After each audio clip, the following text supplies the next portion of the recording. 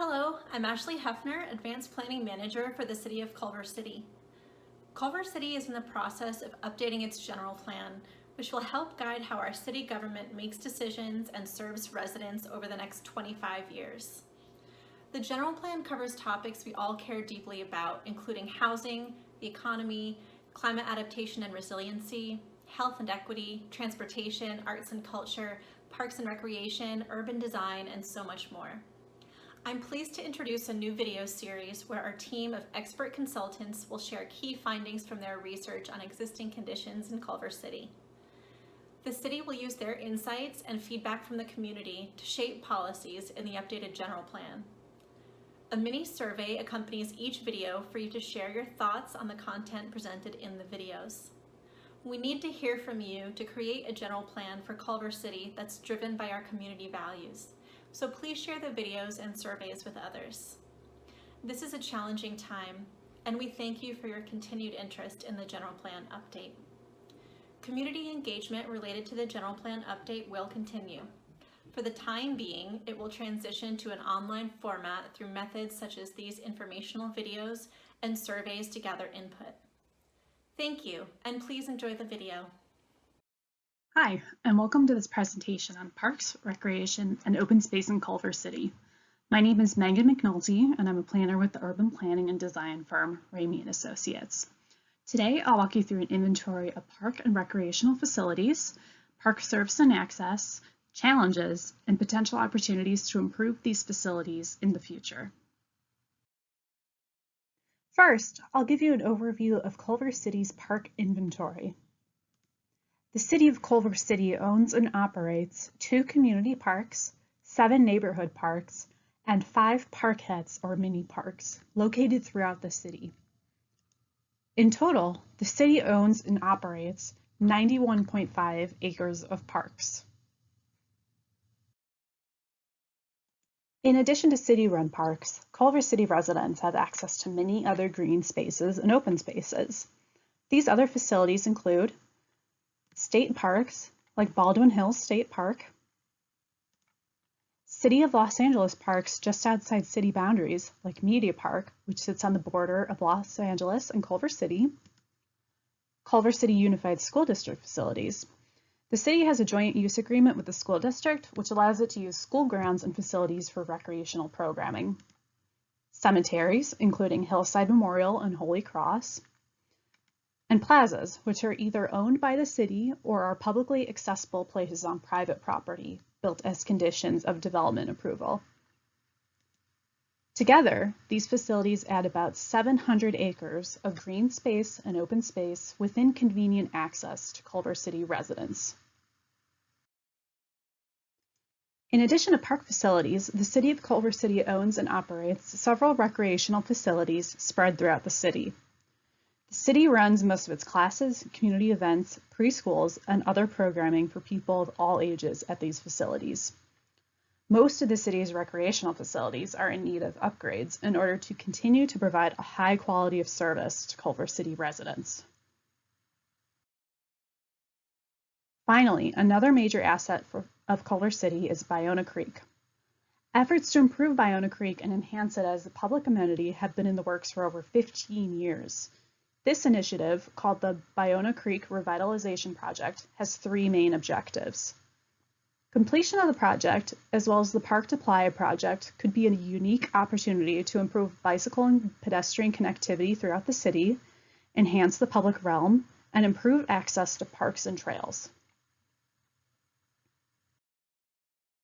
Now that we have a sense of Culver City's park and recreational facility inventory, how do we measure the breadth and quality of service Culver City residents receive? A common way for cities to measure park service is the park service ratio. This ratio calculates the number of park acres per 1,000 residents. A higher park service ratio indicates greater park service. With 91.5 park acres, Culver City has a park service ratio of 2.3 park acres per 1,000 residents. Compared to other cities similarly situated in an urban setting, 2.3 is a relatively high ratio. For instance, the city of Redondo Beach has a park service ratio of 1.4, while Inglewood has a ratio of 0.8. However, since residents have access to other green space in the community, this ratio may actually underrepresent the access to green space people have. If you were to count the other green space in Culver City I described on a previous slide, the park service ratio increases to about 7.1.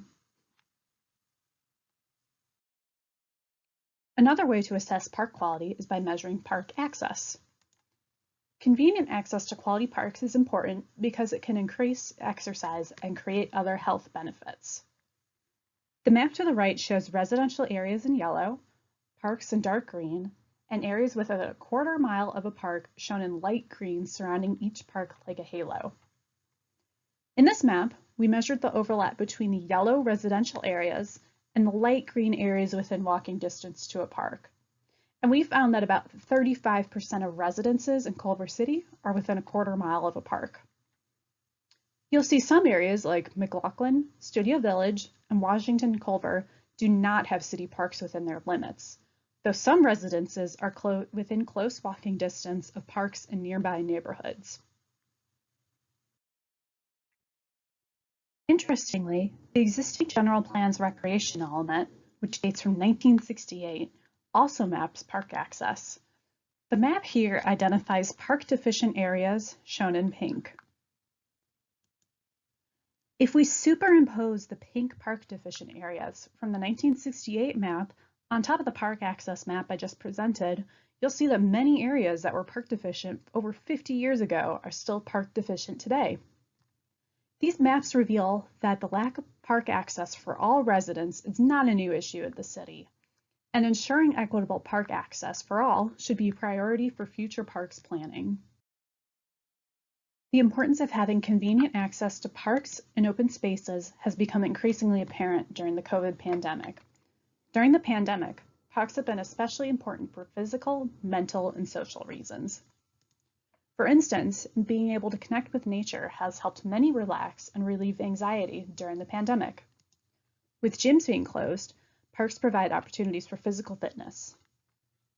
And finally, under normal circumstances, parks and open spaces provide opportunities for neighbors to get to know each other and to build community. All of this raises the question of how we will plan parks in the future and what this means for the general plan. At this point, the long-term effects of the pandemic on park planning are too difficult to predict, but we may have to rethink how we will use and plan public spaces in the future. Now that we've highlighted the importance of the city's parks and recreational facilities, let's move on to some of the challenges they face. First challenge is funding. Currently, the city has a backlog of maintenance and capital improvement projects needed for parks and recreational facilities. For instance, a recent report reveals that parks are overused and undermaintained.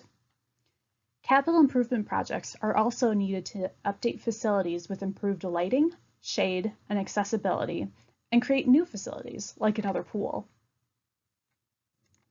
Another challenge is lack of rooms available for groups to rent for meetings. In addition, we have the issue of equitable access to parks, which I described earlier in this presentation. Another challenge is security. Improved security, such as lighting and security cameras, for instance, could deter graffiti. Finally, the last challenge is updating programming and facilities to keep pace with changing community demographics and preferences. For instance, with more seniors aging in place than ever, the city needs to continue to add senior programming and classes to serve this population. Now, let's close with a more optimistic outlook. What are some opportunities for parks and recreation in Culver City? The city has a great inventory of parks and recreational facilities today, so there will be lots of opportunities over the next 20 or so years to build and strengthen these assets. For instance, dogs are only allowed on certain paths on leashes and in the dog park. There may be opportunity to consider opening more park space to dogs in the future. The Biona Creek Revitalization Project is an opportunity to create walking and biking paths to connect the northern and southern portions of the city. Next, residential developers are currently required to dedicate fees to fund park facilities. Changing the fee structure could help the city collect more funding from developers for much needed maintenance and capital improvement projects. Strengthening the joint use agreement with the school district would allow greater public use of facilities, which could ease demand for meeting rooms and sports fields. And finally, the city has incredible arts and cultural assets. It would be a great opportunity to commission local artists to beautify parks and to continue to program cultural events in Culver City's parks. Thank you for joining me today. Does this presentation align with your experiences of parks, open spaces, and recreation in Culver City? What do you think are the challenges and opportunities the city should focus on? I encourage you to take a 5-minute survey on our project website, pictureculvercity.com, to share your ideas. Finally, if you have any other ideas or comments, please feel free to contact planning staff. Please be sure to check out our project website for project updates and opportunities to get involved. Thank you. Thank you for watching the City of Culver City's General Plan Update video series. For more information about the General Plan Update and opportunities to get involved, visit pictureculvercity.com. Thank you, and stay safe.